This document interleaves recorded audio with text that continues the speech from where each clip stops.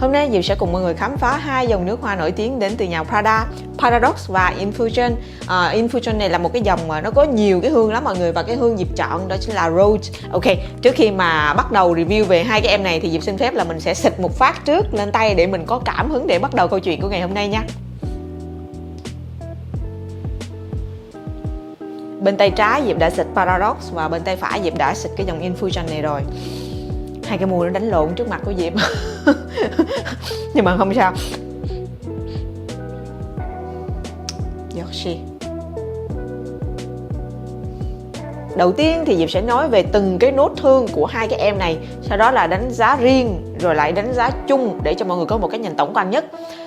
Mặc dù Diệp là mọi người thích nước hoa, mặc dù có nhiều nước hoa, nhưng mà để mà phân tích về từng cái nốt hương và cho ra một cái nhận xét mà nó chuyên nghiệp, nó chuyên môn, mà dùng những cái mỹ từ mà nó quá là thâm sâu giống như là một người bán nước hoa thì chắc là Diệp sẽ không nói được. Cho nên là chủ yếu Diệp sẽ liệt kê cho mọi người biết là nó là cái nốt hương gì để mọi người có thể hình dung đối với những ai đã từng ngửi qua những cái mùi hương đó.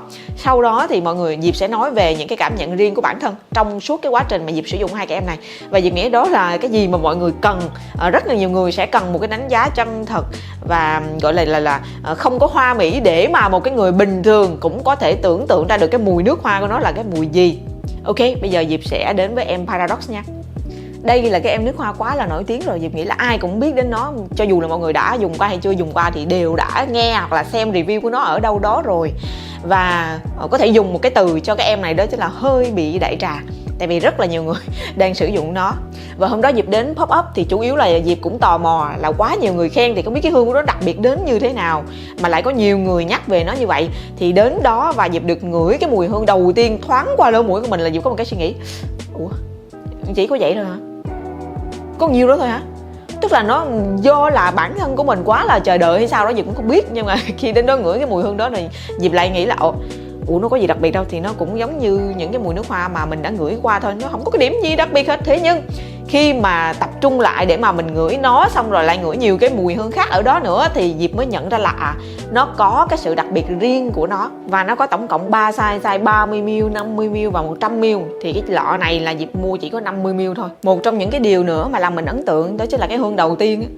Mọi người vừa xịt ra một phát là cái hương nó tỏa bung khắp cả cái phòng của mình, và cái hương mà gọi là một người không biết gì về nước hoa cũng có thể cảm nhận được rõ ràng đây là một cái mùi cam chanh.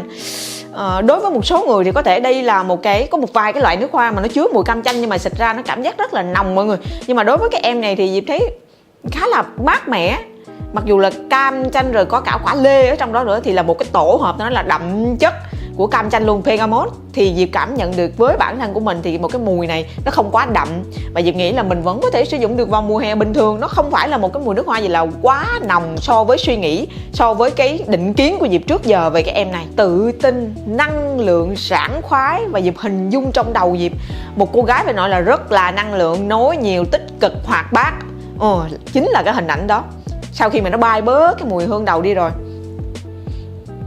bắt đầu lúc này là mùi hương hoa bắt đầu nó sẽ tỏa ra, là mọi người sẽ cảm giác là nó mềm mại, nó mềm hơn. Lúc đầu thì nó hơi gắt tí xíu, nhưng mà bây giờ nó sẽ bắt đầu nó mềm mại lại và mình ngửi được những cái mùi hương hoa ở trong này. Mặc dù vậy nhưng cái mùi trước đó, cái mùi cam chanh trước đó nó vẫn còn lưu lại đến bây giờ nha, chỉ là nó khác thêm một tí xíu nữa. Do là Diệp đọc trong bảng thành phần thì nó có cái mùi jasmine, tức là cái mùi hoa nhài, một cái mùi hương quá là kinh điển. Nói chung là rất là nhiều cái dòng nước hoa Diệp đang sử dụng nó đều có chứa cái hương jasmine này.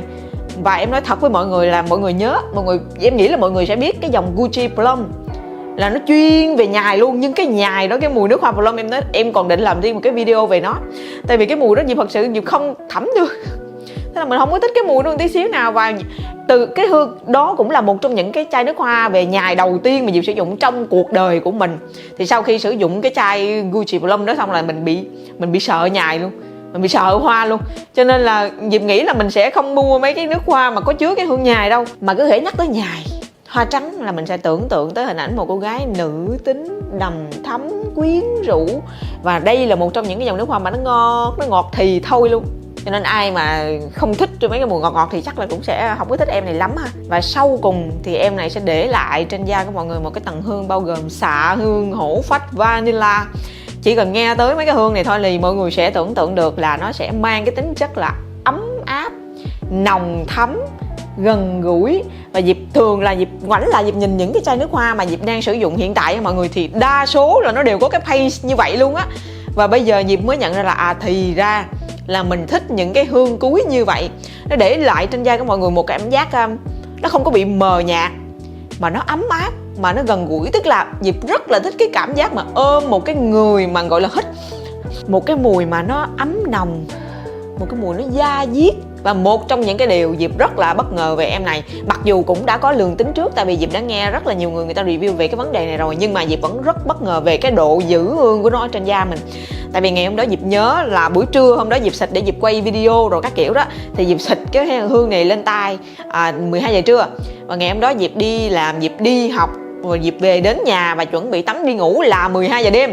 Nhưng Diệp vẫn còn ngửi được cái mùi ở trên da tay của mình, tức là 12 tiếng mà nó vẫn còn bám. Cho nên Diệp nghĩ là em bán chạy, em được mọi người tung hô, em được mọi người khen nhiều thì ra là cũng có lý do. Một trong những cái mùi rất là quyến rũ, thu hút và sang trọng của phụ nữ. Cái mức độ ngọt của một cái chai nước hoa nó quyết định rất là nhiều đến cái tiệp khách hàng của cái chai nước hoa này.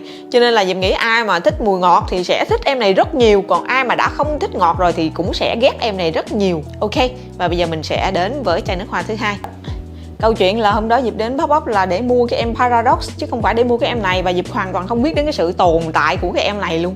Diệp chỉ biết là Prada có cái mùi nước hoa đó rất là nổi tiếng, còn các cái mùi nước hoa khác Diệp cũng không quan tâm, hay là sản phẩm make up gì khác ngoài Diệp cũng không có quan tâm nhiều luôn. Nhưng mà sẵn đó được trưng chung trên một cái bàn trưng đó, thì cho nên là Diệp lại đó sẵn đó thì mình đứng đó mình ngửi luôn ấy kia coi có cái gì thú vị hay không. Thì tổng cộng trong cái dòng Infusion này hình như là có đến 7-8 cái mùi khác nhau, thì Diệp ngửi qua hết, trong đó có cả mấy cái mùi mà bình thường Diệp rất thích. Nhưng khi ngửi cái dòng Infusion này của Prada thì mấy cái mùi mà bình thường Diệp thích đó, nó lại không có cái gì quá là đặc biệt cả. Cho nên là Diệp không quá là ấn tượng với mấy cái mùi đó, nhưng Diệp lại thích cái mùi này. Và hai cái mùi hương mà Diệp rất là yêu trong cái cuộc đời này đó chính là Rose và mùi oud. Hai cái mùi gỗ và mùi hoa hồng là hai cái mùi Diệp rất là thích, và những cái mùi nước hoa của Diệp đa số nó đều nằm trong hai cái mùi đó. Cho nên là khi mà Diệp ngửi cái em này thì Diệp lại khá là thích. Bởi vì sao? Diệp cam đoan là những ai mà mọi người không hề biết cái gì về nước hoa, hay là mọi người không hề biết cái này là cái gì, mà chỉ cần nhắm mắt ngửi, nhắm mắt xịt ra tay và ngửi thôi, thì chắc chắn mọi người cũng biết đây là cái hương hoa hồng. Họ tạo nên một cái mùi hoa hồng mà Diệp thấy nó thật như thế nào ấy.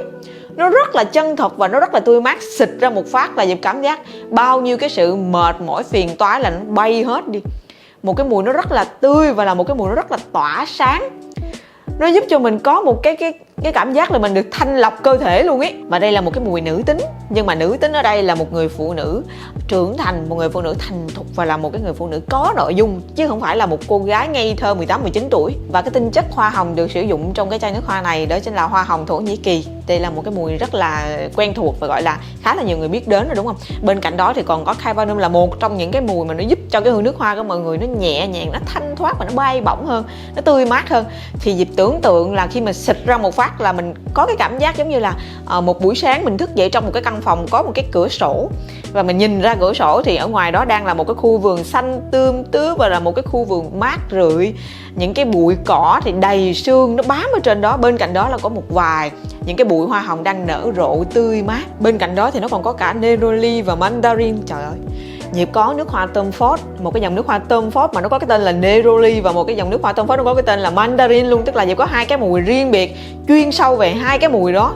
Và Diệp cũng rất là thích hai cái dòng nước hoa đó. Thì trong cái chai này nó có cả hai cái mùi chung một lượt, nên nó tạo ra một cái cảm giác nó còn mát, nó còn thanh thoát và nó còn tươi mới hơn nữa. Và Diệp nghĩ đây là cái chai nước hoa mà có thể sử dụng được cả 4 mùa. Mùa nào Diệp thấy sử dụng cũng phù hợp hết. Nó không quá nặng nhưng mà nó cũng không quá nhẹ. Nhưng mà nó lại có một cái khuyết điểm, tức là nó không bằng cái thằng Paradox ở cái chỗ là nó không có lưu hương lâu nha mọi người.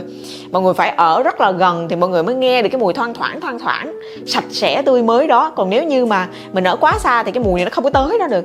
Với lại nó chỉ lưu hương ở trên da của mọi người đẹp nhất là trong cái khoảng thời gian tầm 3-4 tiếng. Mặc dù là Diệp đã cố gắng Diệp giữ cho đến cái thời gian lâu nhất là Diệp thấy nó vẫn ra được 7-8 tiếng, nhưng cái đoạn sau á thì nó lại hơi cái mùi cái mùi nó không còn được đẹp nữa, và nó giống với cái mùi nước rửa tay á mọi người, nó giống với cái mùi xà phòng nước rửa tay á, nên là nó không có còn mang lại cái cảm giác mình tươi mới giống như là cái hương đầu tiên. Diệp thích nhất là cái hương đầu và cái hương giữa thôi, còn cái hương cuối của cái em này thì nó lại hơi giống xà bông bình thường. Cho nên là nếu mà có nhu cầu thì mọi người nên chiết cái em này ra một cái bình nhỏ nhỏ như thế này nè, rồi mọi người sẽ đem đi đâu đó và lâu lâu thì mình sẽ xịt bổ sung lại. Ok, bây giờ Diệp sẽ tổng kết về hai cái em này. Đầu tiên là về giá. Đối với em này 90ml thì mọi người sẽ phải trả với cái giá là 290.000 cho 90ml. Còn cái em này thì 100ml là có giá 320.000. Thì giá của hai em này nó cũng tương tự ha mọi người. Lúc đầu Diệp nghĩ cái em này là best seller thì nó sẽ mắc hơn, nhưng mà không, hai cái em này gần như là bằng giá với nhau. Còn nói về cái mùi hương chủ đạo thì cái em Paradox này sẽ mang một cái hương chính, đó chính là cam chanh. Bên cạnh đó thì mình sẽ có là nhài nè, xạ hương nè, hổ phách rồi vanilla. Còn đối với cái em này thì cái hương chính của nó và cái hương mọi người sẽ ngửi được nhiều nhất đó chính là hương hoa hồng. Bên cạnh đó thì có neroli rồi mandarin đồ các kiểu ha. Phong cách của cái em Paradox này đó chính là một cô nàng cá tính, cuốn hút, sexy, tự tin và cực kỳ là tích cực năng nổ. Còn đối với cái em này thì mọi người sẽ có cái cảm giác là tươi mới, nhẹ nhàng, nữ tính, nhưng mà vẫn có một cái gì đó rất là thành thục nha. Tức là một cái cô gái mà gọi là trầm tính, yểu điệu, chứ không phải là một cái cô nàng ngây thơ trong sáng nha. Về cái độ lưu hương thì em này khỏi phải nói rồi, mọi người xịt gần như là chắc chắn sẽ trên 8 tiếng. Tầm 10 tiếng, 12 tiếng nó vẫn còn lưu hương luôn. Nhưng mà để mà gọi là cái hương mà mọi người ngửi được ok nhất và đẹp nhất thì nó sẽ rơi vào tầm khoảng 6 cho đến 7 tiếng nha. Mặc dù hai em này đều là auto perform. Còn đối với cái em này thì hương đẹp nhất là tầm 3 cho đến 8 tiếng, mặc dù nó lưu hương đến tận 6 cho đến 7 tiếng. Ok, và đó là tất cả những cái đánh giá trên cái phương diện cá nhân của Diệp dành cho hai cái em nước hoa này. Mong là cái video này cũng sẽ giúp ích được cho mọi người và sẽ hỗ trợ cho mọi người trong cái vấn đề là lựa chọn và mua hai cái em này như thế nào ha. Cảm ơn mọi người rất là nhiều và hẹn gặp lại mọi người trong video tiếp theo.